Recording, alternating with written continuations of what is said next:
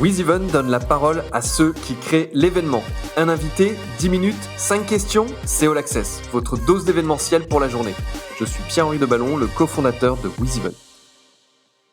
Aujourd'hui, j'ai le grand plaisir de recevoir Florence Belbled, qui est la chef de projet innovation du French Event Booster. Bonjour Florence. Bonjour Pierre-Henri. Alors, c'est quoi le French Event Booster, Florence ? Alors, le French Event Booster est la première plateforme d'innovation dédiée au secteur événementiel. Alors, qu'est-ce qu'une plateforme d'innovation ? C'est effectivement une structure qui a deux missions principales. La première, d'accompagner des startups qui voudraient accéder au marché de l'événementiel. Et la deuxième, d'accompagner des professionnels de l'événementiel dans leurs objectifs de transformation par le biais de l'innovation.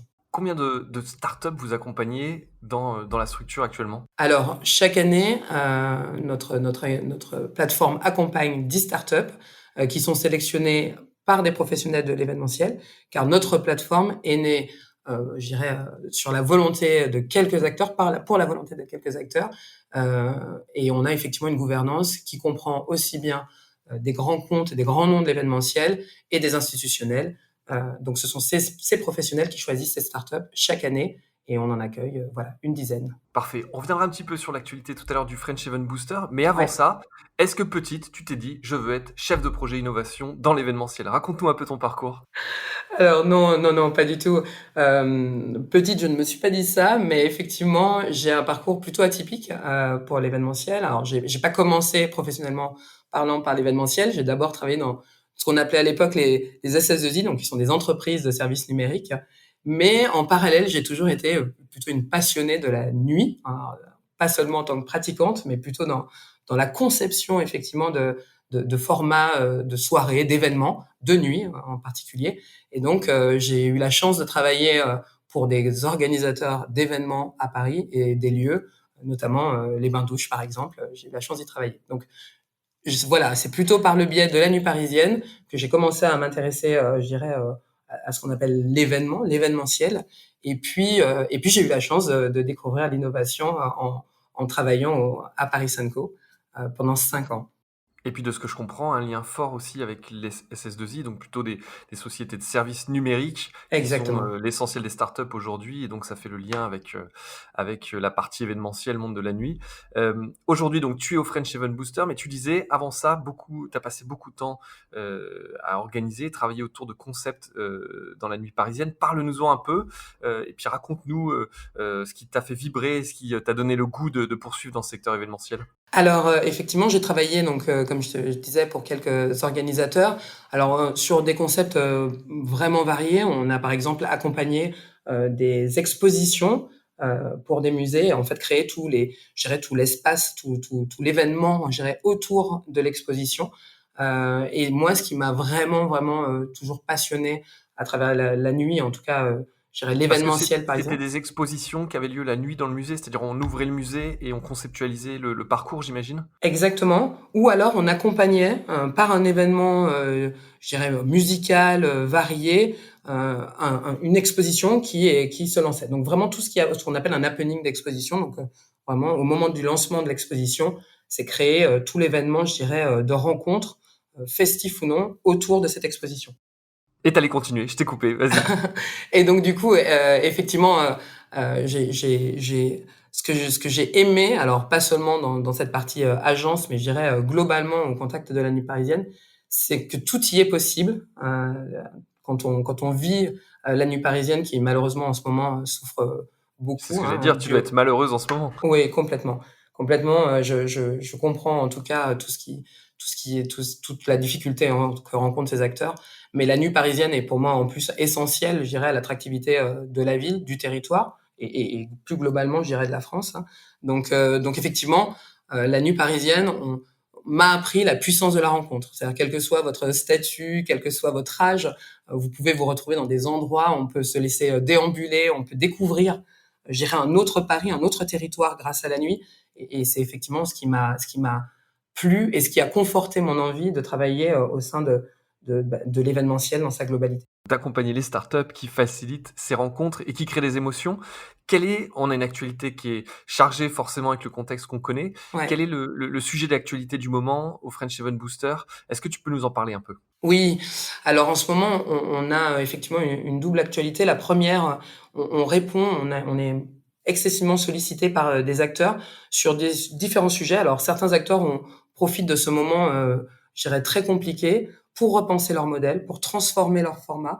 Et du coup, on nous sollicite. Alors ça peut partir effectivement simplement de sourcing, alors je dirais de veille sur des solutions innovantes qui pourraient être applicables, je dirais, immédiatement pour les quelques événements qui restent et qui auront quand même lieu.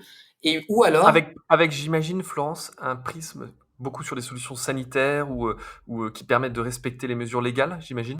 alors oui, celui-ci, ou alors tout simplement tout ce qu'on appelle la digitalisation, l'hybridation des modèles, dont on parle beaucoup. Là, on vit une période un peu trouble où finalement il va falloir, on force un peu dans la violence des acteurs à penser, certes, des événements en présentiel, c'est-à-dire avec effectivement un lieu, un espace où la rencontre est encore possible. Et puis, on le voit bien avec la fermeture des frontières, aussi penser à cette digitalisation de l'événement. Et là, on arrive effectivement sur des solutions qui peuvent permettre d'engager des publics à distance. Alors tu le disais, une des forces de cette plateforme d'innovation, c'est qu'elle fait le lien à la fois avec des projets embryonnaires, naissants, avec des potentialités fortes, et en Mmh. même temps avec des acteurs qui sont installés depuis un moment. Je crois que Viparis est un des fondateurs historiques Tout à fait. du French Even Booster, et c'est un peu cette force, c'est que vous êtes au centre et vous faites le lien avec tous ces acteurs. J'aimerais qu'on parle un petit peu de ce que tu évoquais sur ce transfert vers des événements de plus en plus digital. Est-ce que Mmh. tu considères que c'est une tendance de fond ou est-ce que c'est seulement temporaire et qu'on retournera à ces émotions un peu plus physiques après? Comment tu vois les choses en tant qu'expert du secteur? Ah là là, bienheureux celui qui qui arrive à prédire ce qui arrivera, je pense que personne n'avait vu arriver ce qui se passe en ce moment. Alors du coup, je dirais que voilà, j'espère en tout cas à mon niveau. On a souvent parlé et d'ailleurs je dirais que le French Event Booster est né sur cette volonté, de pousser l'expérience, client au plus loin, de réfléchir déjà à cette hybridation, à cette transformation des modèles. Je pense que la partie digitale perdurera. Je pense que pour l'instant, elle se cherche encore. On constate, il y a beaucoup d'événements ont été faits. Le vrai sujet, c'est l'engagement des publics. C'est encore une fois comment est-ce que le digital ne suffira pas, en tout cas pour l'instant, je dirais dans sa force actuelle, à ramener l'engagement qu'on peut avoir dans un événement physique, dans ce qu'on vit, quand on se déplace, quand on rencontre physiquement, quand on déambule, quand on se laisse, je dirais, euh, porter, déambuler dans un événement, découvrir tout cet aspect un peu hasard finalement de l'événement. Pour l'instant, le digital ne le permet pas, mais le digital n'est finalement qu'un outil, un outil supplémentaire pour les événements. Moi, je suis pas convaincu qu'il le permettra. Est-ce que tu crois que, je pense qu'effectivement ça permet d'engager les publics, que c'est Mmh. un outil supplémentaire, mais je crois que de chercher à ce qu'ils reproduisent la même chose que ce qu'on aime dans l'événementiel, dans la rencontre physique, finalement il y a une quête un peu difficile, tu crois Ah, mais pas? on est complètement d'accord. Vraiment, moi, je pense que c'est un outil, mais qu'il ne changera pas en ce qui est la rencontre physique. Je pense qu'il vient en supplément. C'est un outil supplémentaire. Si ça se trouve, dans les années à venir, il y aura toujours, je dirais, cette impossibilité d'avoir finalement toutes ces communautés réunies en un seul et même endroit. Et du coup, il faut s'en saisir. Là où encore une fois, je te rejoins, je pense que l'engagement, pour l'instant, à travers le digital, n'est absolument pas celui qu'on a sur une rencontre physique. Et il y a encore un modèle qui se cherche et le digital pour moi, n'est pas effectivement tout. Il est, encore une fois, un des nombreux outils au service, bah, je dirais, de nouveaux formats. Mais il y a encore beaucoup de choses à inventer. Parle-nous un petit peu des startups. Quel est leur moral actuellement? Est-ce que, parce que c'est des entrepreneurs, qu'on a peur de rien, ils ont le moral au beau fixe ou au contraire, est-ce qu'ils sont très inquiets de la situation? Alors, je pense qu'en tout cas, ils sont inquiets de cette situation. Pour nous, il est difficile. La puissance de French Event Booster est vraiment, je dirais, comme je l'ai dit au début, de leur permettre d'accéder plus rapidement à un marché. Mais quand ce marché est à ce point bouleversé, forcément, je dirais, l'avenir peut leur paraître sombre. La faculté, je dirais, des startups, c'est quand même leur agilité. Et donc, du coup, je dirais que ce moment, cette inquiétude, se transforme, je dirais, en création, je dirais En en opportunité? invention, en opportunité, et on voit effectivement l'agilité des entrepreneurs. C'est dans cette faculté finalement de se réinventer, de chercher à réinventer déjà leur innovation, et elles ont la faculté de le faire peut-être plus facilement que des acteurs établis, du fait, encore une fois, d'être une start-up et d'avoir, je dirais, dans leur ADN cette agilité. Si on veut rejoindre les rangs du French Event Booster, quand est-ce qu'on candidate? Comment ça marche? Alors, si on veut rejoindre les rangs du French Event Booster, il suffit d'aller sur notre site. On a effectivement un onglet candidater. On a des moments de recrutement, donc ils ne se font pas toute l'année. On a un moment de recrutement, mais encore une fois, on travaille beaucoup avec des acteurs qui viennent nous demander des solutions sur différents types de problématiques.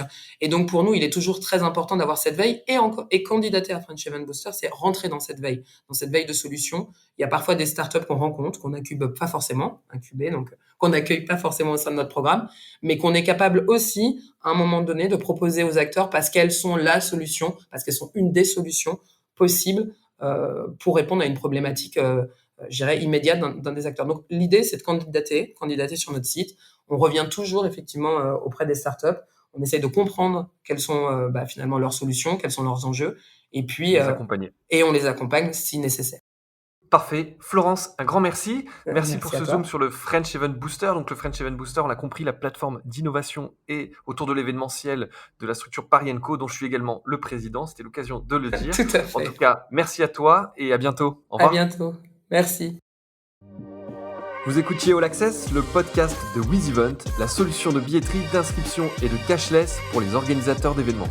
Pour prolonger cet échange, partagez, commentez et notez cet épisode sur vos plateformes préférées. Et pour nous rejoindre, rien de plus simple, media@wizevent.com.